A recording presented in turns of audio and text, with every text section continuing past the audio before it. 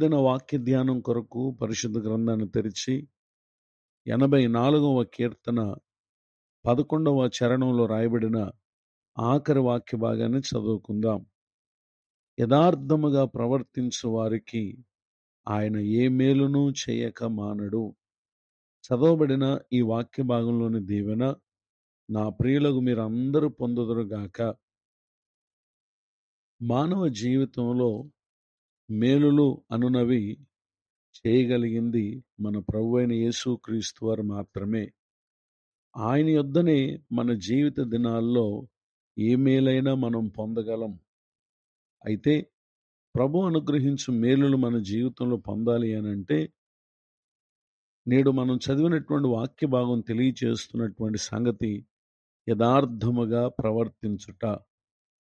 ఈ మాటలు వింటున్నటువంటి నా ప్రియ సహోదరి సహోదరులు, ఏ విధమైనటువంటి లోపము ఏ విషయాల్లో లేకుండా ప్రభు దృష్టికి మనం యథార్థంగా ప్రవర్తించినప్పుడు భూమి మీద మన ప్రభు వారు ప్రతి మేలును మన జీవితంలో చేయవారై ఉన్నారు. పరిశుద్ధ గ్రంథంలో రాయబడినటువంటి ఒక సంఘటన మనం పరిశీలన చేసినట్లయితే యోబు గ్రంథం 1వ అధ్యాయము 1వ వచనంలో, ఊజు దేశమునందు యోబు అను ఒక మనుషుడుండెను.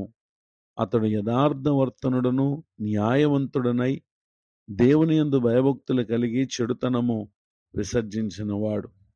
అట్టి భక్తుని జీవితంలో 7 కుమారులు 3 కుమార్తెలు, అలానే గొర్రెలు, ఒంట్లు, ఎడ్లు, గాడిదలు, బహుమంది పనివారు, ఇలా అనేకమైనటువంటి విషయాల్లో అతడు సర్వ సమృద్ధి కలిగినటువంటి వ్యక్తి. అయితే అపవాది చేత శోధించబడి ప్రభువు చేత పరీక్షించబడినప్పుడు యోబు తన యథార్థతను అతను ఎంతమాత్రం విడిచిపెట్టలేదు. యోబు గ్రంథం 2వ అధ్యాయము 9వ వచనంలో రాయబడిన వాక్య భాగమందు అతని భార్య వచ్చి, నీవు ఇంకనూ యథార్థతను వదలకయుందువా, దేవుని దూషించి మరణము కమ్ము అని ఆమె ఆ మాట పలికినప్పుడు అతడు మనం దేవుని వల్ల మేలు అనుభవించదుమా, కీడును మనం అనుభవింప తగదా అని అతడు ఏ విషయంలోందును యోబు నోటి మాటతోనైనను పాపము చేయని వ్యక్తిగా ఉండుటను మనం గమనించగలం. ఆ కారణం చేతనే అతడు సర్వము కోల్పోయినప్పటికీ తన యథార్థతను విడువని కారణం పోగొట్టుకున్న వాటికి మించి యోబు గ్రంథం 42వ అధ్యాయం 10వ వచనంలో అతని క్షేమస్థితిని మరలా అతనికి ప్రభు దయచేశారు.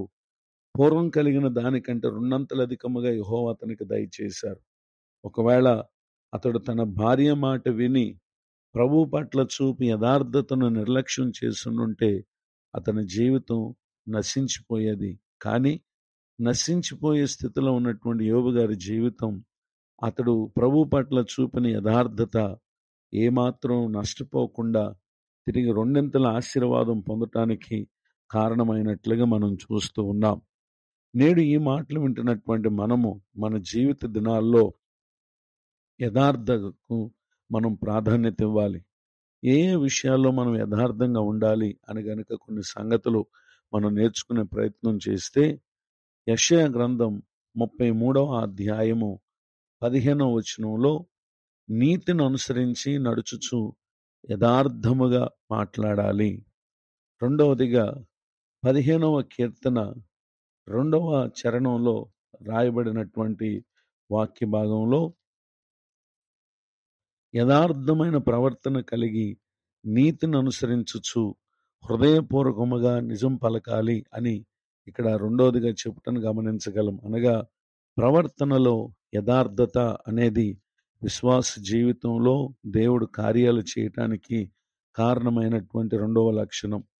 మూడవదిగా కొరింథీయులకు రాసిన 2వ పత్రిక 8వ అధ్యాయము 8వ వచనంలో, ఆజ్ఞపూర్వకంగా మీతో చెప్పట్లేదు, ఇతరుల జాగ్రత్తను మీకు చూపుట చేత మీ ప్రేమ ఎంత యథార్థమైనదో పరీక్షింపవలనని చెప్పుచున్నాను.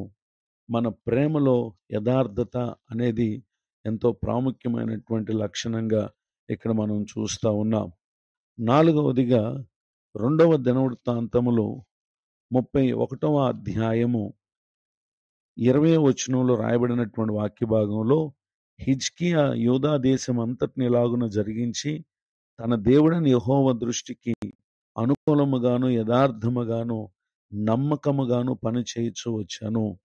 పనిలో యథార్థత అనేది ఎంతో ప్రాముఖ్యమైనటువంటి లక్షణం. 5వదిగా మొదటి దినవృత్తాంతములు 29వ అధ్యాయము 17వ వచనంలో, నా దేవా, నీవు హృదయ పరిశోధన చేయుచు యథార్థవంతుల యందు ఇష్టపడుచున్నావని నేను ఎరుగుదును. నేనైతే యథార్థ హృదయము గలవాడనై ఇవన్నీ మనఃపూర్వకంగా ఇచ్చి ఉన్నాను. చదవబడినటువంటి ఈ వాక్య భాగంలో దావీదు గారు ఇచ్చుట్లో గల యథార్థతను ప్రభు ఎదుట తెలియజేయటను గమనించగలం. ఇంకను అనేక సంగతులలో మనం యథార్థతను కలిగి ఉండటం ద్వారా నాడు యోబు గారిని ప్రభు ఏ విధముగా ఏ మేలు చేయక ఆయన విడిచిపెట్టలేదో, ఈ మాటలు వింటున్నటువంటి ప్రతి ఒక్కరి జీవితాల్లో ప్రభు నిశ్చయముగా ప్రతి మేలు చేయటానికి ఆయన చాలిన దేవుడు. ఇటు దీవెనలకు నా ప్రియులకు మీరు పాత్రులు కావాలని కోరుతూ ఈ మాటలు ముగిస్తున్నాను. ప్రార్థన. కృపగలిగిన మా తండ్రి, మీకు వందనాలు. నేడు విన్న ఈ మాటలు మా ప్రియుల హృదయాల్లో ఆధ్యాత్మిక మేలు పొందుటకు మీ కృపా దీవెన సహాయం వారికి దయచేదురుగాక. దైవజనులను వారి కుటుంబాన్ని సేవా పరిచయం దీవించండి. నూతన సంవత్సర దయాకిరీటాన్ని ధనం పొందిన మా ప్రియులను ఆశీర్వదించండి. ప్రతి విధమైనటువంటి సమస్యలన్నిటికీ పరిష్కారం ఇచ్చి ప్రతి మేలు మీ యొద్ద నుండి మా ప్రియులు పొందుటకై కృప చూపించమని యేసు క్రీస్తు నామములో ప్రార్థిస్తున్నాను తండ్రి. ఆమేన్. తండ్రి, కుమార, పరిశుద్ధాత్మ దేవుడితోడే నడిపించునుగాక. ఆమేన్. నేడు విన్న ఈ